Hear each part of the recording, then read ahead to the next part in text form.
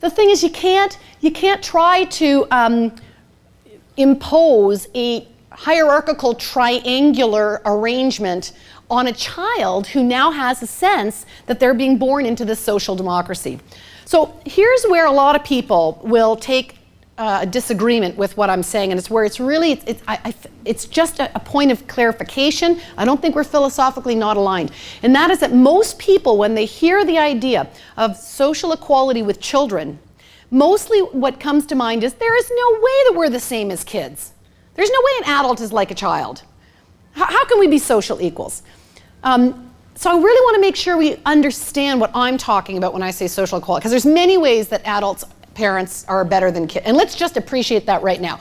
What do I do better than my kids? What are adults better at, superior at? Making money. We have income, and if you have income, for sure you're going to have more abilities, more freedoms, the freedoms that money allows you to have. What else do adults have that kids don't have? Life experience. Yes, and you need a lot of life experience to figure out that if you jump in that puddle and your socks get wet, you're going to have little toes that look like raisins all day at school, right? Because we've jumped in our puddles. Yeah. What else? Say again? The prefrontal cortex. Yeah, the prefrontal cortex. I'll tell you something, the way the brain develops is from inside to out and back to front. And that prefrontal cortex is our logical center, our planning, execution. It's the slower part of the brain, does a lot of reasoning. But the brain is growing up until the age of 25. And so that brain takes a long time to get up to speed with all of its wiring. And as a matter of fact, how many people here were in that teenage group, raising teenagers, raising teens and tweens? Yeah. So you need to know that in the tween and teen years, the brain undergoes a major rewiring. It is basically under construction. And you will definitely see that in some of the decision making that happens with adolescents, because that prefrontal cortex is really just not all as available. You got a lot of gas and no brakes. And leads to some interesting challenges. Yeah.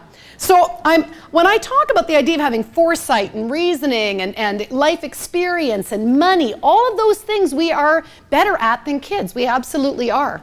But the idea of social equality is the idea that just because you are smaller and have less capabilities and maybe haven't learned to tie your shoes yet, does that mean that you should be treated with less respect and dignity than somebody else?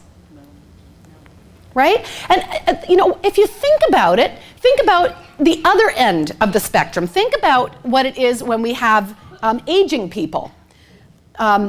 If you've got somebody in an old folks' home who is losing their capacities, right? So now the prefrontal cortex is like starting to have some cognitive slips, right? They're maybe not managing their money very well. As a parent who has to look after a senior person, if they can't manage those functions, it's your responsibility to step in and say, hey, listen, Mom, I've been noticing your bank account and I think you're paying things twice, and the telemarketers are taking you for a ride here, because they'll go after seniors. And so you have to step in and take that responsibility back. But you only take that responsibility back once they can't manage it. We wouldn't step in prematurely. If they can still manage their money, it's more respectful that they look after themselves. Isn't that true? Yeah. And so if you go to visit a senior citizen and they are trying to have their soup, and they've got their kind of Parkinson hand and they're trying to get their tomato soup up to their lip, you don't walk in there and say, you know what, that is taking far too long and you're making a mess. Just let me, right? We would never do this to a senior citizen, would we? And yet how many times we do that to a kid in a high chair? I don't have time to clean up your mess. Let me just spin you up. Let me feed you. That's faster. That's cleaner. Let's get that, right? It's very disrespectful. Very disrespectful. You would not say to a senior who's trying to make their way over to the commode, come on, just put on a pair of Depends and let's get this looked after. It's easier for me. It's easier for everybody. Very disrespectful. And yet to kids, no, we're getting in the car. I don't have time to stop and pull off the highway. Just put on your pull-up. Let's just, right? Very disrespectful. But we don't see it as disrespect when we're talking about with little kids, right? So when I'm talking about equality then is this idea that every person has the right to have a say about things that matter and impact them to their ability. So I'm going to say that again.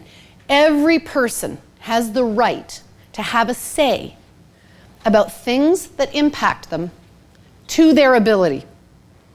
And so obviously a 3-year-old is going to be different than a 18-year-old, is going to be different than a child with autism, is going to be different than grandma, but everybody has a say. Now the other interesting thing about living in a democracy is that in a democracy everybody has a say, but you don't always get your way.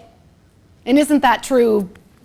Isn't that true in life? Right? And in the democracies that we live in, we have a process and a protocol to have our way met, but it doesn't mean that you're always going to get it. But having that process, having that voice, that's the part that's so empowering.